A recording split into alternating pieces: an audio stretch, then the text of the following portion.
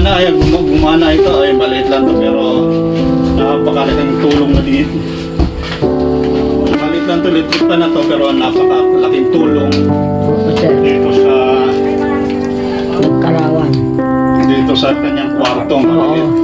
Eh mga kababayan ko, dumating na tayo dito kay Nanay Marilos Alantes. Siya po ay 59 years old na, malapit na siya mag-senior citizen na. Siya po ay nakahiga lang po dito at siya po ay bedridden ng ilang taon na?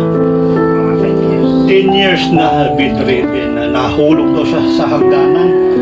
Diba, shout out sa lahat na residente dito sa anong barangay ito?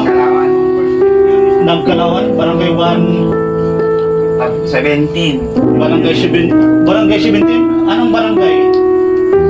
Ano, ay kamusta man naman yung iyong batok, iyong bras, iyong liig, iyong ulo, kamusta?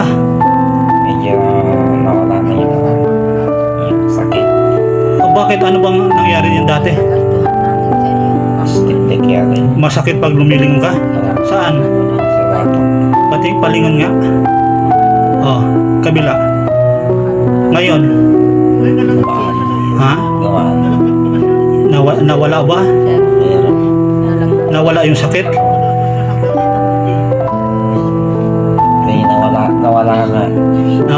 Nawala yung sakit? Dati masakit na masakit. Oo, dati masakit na masakit. Ilang years na yung masakit na eh? 10 years. Nung hinilit ng TV Bisaya 1, anong pagbabago? May gumaan. Gumaan, tapos yung sakit, May nawala. Nawala ang sakit. May